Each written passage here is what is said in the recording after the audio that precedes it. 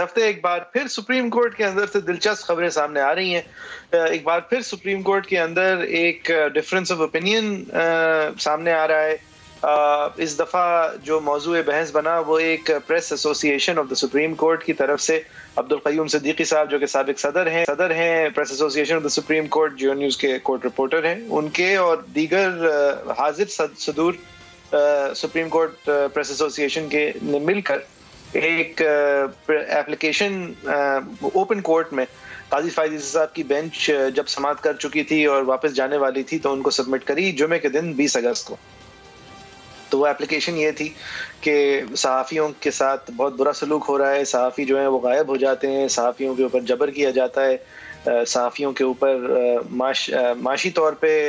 قطغنیں لگائی جاتی ہیں، ان کے امپلائرز کو ان کو نکالنے پر فورس کیا جاتا ہے، بہت ساری سپیسز جو ہیں وہ ان کے لیے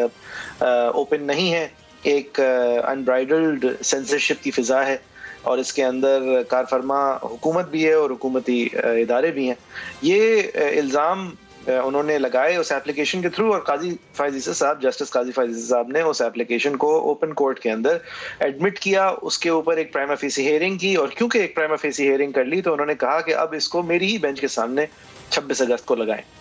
اس کے بعد یہ بھی غیر معمولی چیز تھی کیونکہ قاضی فائز عیسی صاحب نے خود جب بھی کسی ایسی چیز کو دیکھا ہے جو کہ ایک ایشو ہے فنڈامنٹل پبلک امپورٹنس کا، تو اس کا سو موٹو لینے کے لیے انہوں نے حکم کیا ہے کہ یہ میری نظر میں سو موٹو بنتا ہے چیف جسٹس صاحب کو بھیج دیا جائے کہ وہ اس کے اوپر اپنی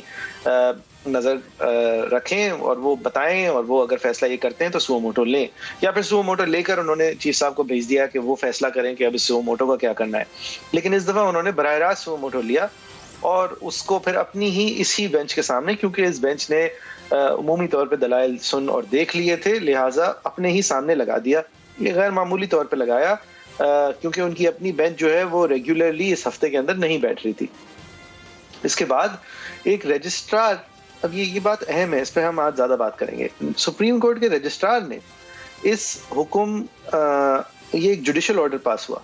اس کے بعد سپریم کورٹ کے رجسٹرار نے، جو کہ اصولاً تو ایک جوڈیشل سروسز کا افسر ہونا چاہیے لیکن اس وقت ایگزیکٹو سے ڈیپوٹیشن پر ایک فرد ہیں جو کہ پہلے پرائم منسٹر آفس میں سرو کر رہے تھے، انہوں نے، اور ان سے پہلے بھی جو صاحب تھے ان کی وہ ایگزیکٹو سے ڈیپوٹیشن پہ آئے تھے، ان رجسٹرار صاحب نے ایک ڈیٹیلڈ نوٹ کے ساتھ اس آرڈر کا حوالہ دیتے ہوئے اور اس آرڈر کے ساتھ جو انوملیز ہیں اس کا حوالہ دیتے ہوئے اور قاضی صاحب کی پاس پریکٹسز جو ہیں اس کا حوالہ دیتے ہوئے ایک نوٹ بھیجا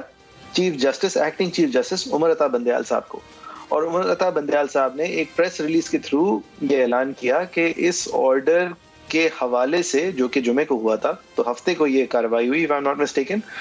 کہ اس آرڈر کے حوالے سے کچھ سوالات اٹھتے ہیں کہ سو موٹو جورسڈکشن کس طرح ایکسرسائز کرنی چاہیے، اور ان سوالات پہ جواب دینے کے لیے جو اویلیبل بینچ 5 ججز کی ہے وہ 5 ججز کو لسٹ کر کے ہم منڈے کو بیٹھیں گے اور اس کا جائزہ لیں گے۔ منڈے کو وہ بینچ 23 تاریخ کو بیٹھتی ہے اور یہ فیصلہ کرتی ہے کہ یہ آرڈر جو ہے وہ عمومی طور پہ بادی النظر قابل عمل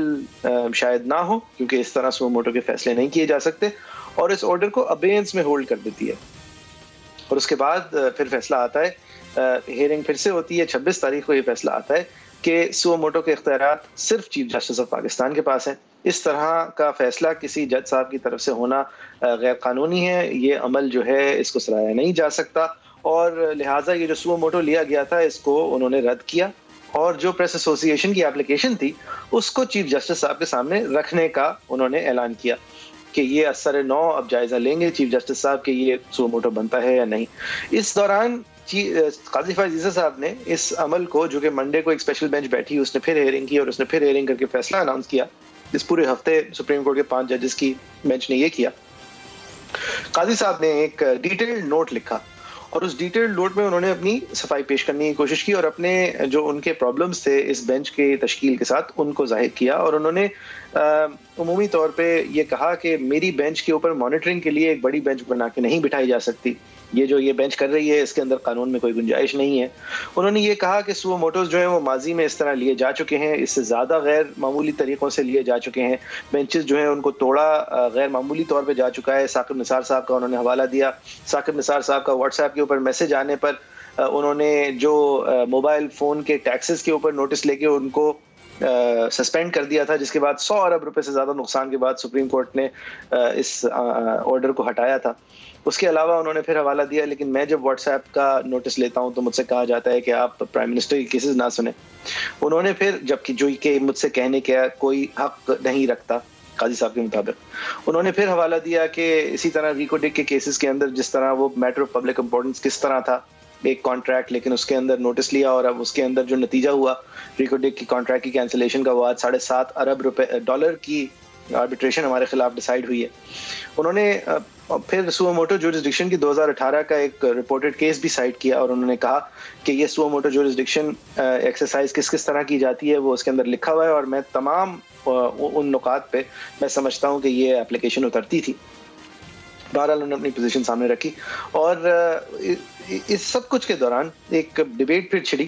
کہ یہ اتنی عجلت میں یہ سب کچھ ہوا، قاضی صاحب کیا جو کرنے جا رہے تھے وہ انہوں نے اتنے غیر معمولی طور پہ کیوں کیا. اور سب کچھ کے بیچ میں یہ پریس ایسوسی ایشن کا ایشو اور ان کا جو کلیم تھا، کیا یہ واقعی میں، کیونکہ ہم نے سو موٹوز دیکھے ہیں اتھیکا اوڈو صاحبہ کے ایئرپورٹ پہ رویے پہ، ہم نے سو موٹوز دیکھے، ہم نے سو موٹوز پاپولیشن ویلفیئر کنٹرول پہ، سی ڈی اے کی مارکیٹس پہ، ڈیم بلڈنگ پہ دیکھیں، لیکن ایکچوئل فنڈامنٹل چینی کی قیمت پہ دیکھیں. فنڈامنٹل پبلک امپورٹنس اگر آپ کسی چیز کو کہہ سکتے ہیں تو آزادی رائے، آزادی اظہار اور صحافت کی آزادی اور اس